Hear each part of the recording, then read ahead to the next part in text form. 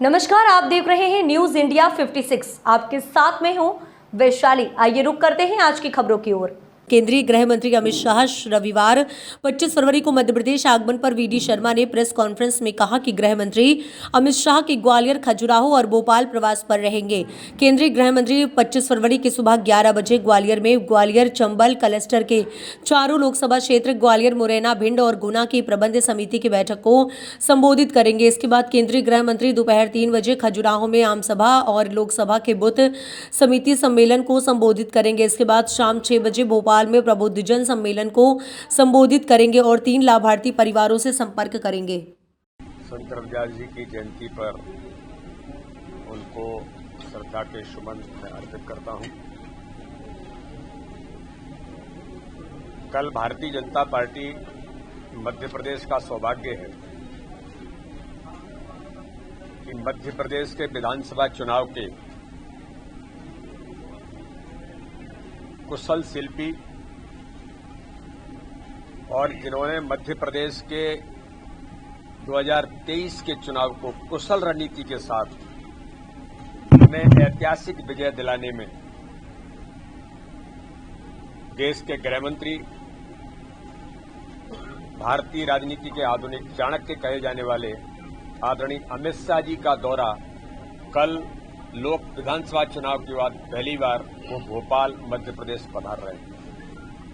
Bharatiya Janata party Madhya Pradesh उनके स्वागत की तैयारियों में सभी कार्यकर्ता उमंग और उत्साह के साथ जुटे हैं। तो आप सबको ध्यान में कि विधानसभा के चुनाव में जिस प्रकार से एक एक कार्यकर्ता को, प्रत्येक बूथ के कार्यकर्ता को जिस प्रकार से मोटिवेट और एक्टिवेट किया,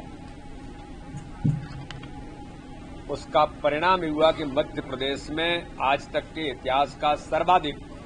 vote share Bharatiya Janata party को मिला और माननीय प्रधानमंत्री नरेंद्र मोदी जी के नेतृत्व में अमित शाह जी की कुशल रणनीति के साथ मध्य प्रदेश में ऐतिहासिक बहुमत से सरकार भारतीय जनता पार्टी की बनी। लोकसभा चुनाव की दृष्टि से भारत के गृह मंत्री, जिन्होंने इस देश के अंदर, जैसे प्रधानमंत्री नरेंद्र मोदी जी ने सारे गुलामी के प्रतीकों को समाप्त करने का संकल्प लिया है, तो माननीय अमित शाह जी ने भी अंग्रेजों के उन काले कानून के तौर पर जो बराबर कुछ न कुछ रिफ्लेक्शन जो आते रहे हैं, उन सारे आईपीसी से लेकर के सारी चीजों को बदलने का काम, तो दंड संहिता वगैरह वगैरह, इन सारी चीजों को बदलने का काम भी भारत के गृह मंत्री माननीय अमित शाह जी ने किया है। उनका दौरा लोकसभा चुनाव की दृष्टि से क्लस्टर प्रवास के दौरान कल वो ग्वालियर में 12 बजे कल ग्वालियर पहुंचेंगे और ग्वालियर के पूरा क्लस्टर चारों लोकसभा की प्रबंध समिति की बैठक माननीय अमित शाह जी ग्वालियर के चारों लोकसभा के प्रबंध समिति के कार्यकर्ताओं को मार्गदर्शन करेंगे। उसके बाद सागर क्लस्टर के अंदर जो 4 लोकसभाएं हैं, उनमें से एक लोकसभा खजुराहो लोकसभा, खजुराहो लोकसभा के अंतर्गत 2293 बूथ जो भारतीय जनता पार्टी के कार्यकर्ताओं की ताकत है, जिसे अमित शाह जी हमेशा कहते हैं, तो उन सभी बूथों के बूथ समिति के कार्यकर्ताओं का सम्मेलन माननीय अमित शाह जी उन्हें संबोधित करेंगे। खजुराहो लोकसभा के लिए, विशेषकर मेरे लिए और बुंदेलखंड के कार्यकर्ताओं के लिए, बुंदेलखंड की जनता के लिए सौभाग्य है कि देश के लोकप्रिय यशस्वी गृह मंत्री खजुराहो बुंदेलखंड की भूमि पर कार्यकर्ताओं को संबोधन करेंगे। कांग्रेस तो भाग गई है, लेकिन बुंदेलखंड के अंदर जिस प्रकार से कांग्रेस मैदान छोड़ के भागी है और वो सपा आपा जिनके पास 1%, 2% भी वोट नहीं है, तो हमारा सौभाग्य है कि भारत के लोकप्रिय नेता हमारे गृह मंत्री बुंदेलखंड और खजुराहो के जनता के साथ कार्यकर्ताओं का उनका संबोधन हम सब लोगों के लिए एक पाथे बनेगा कि खजुराहो लोकसभा बुंदेलखंड के क्षेत्र में हम प्रत्येक बूथ जीतने के संकल्प, हर बूथ पर 370 वोट,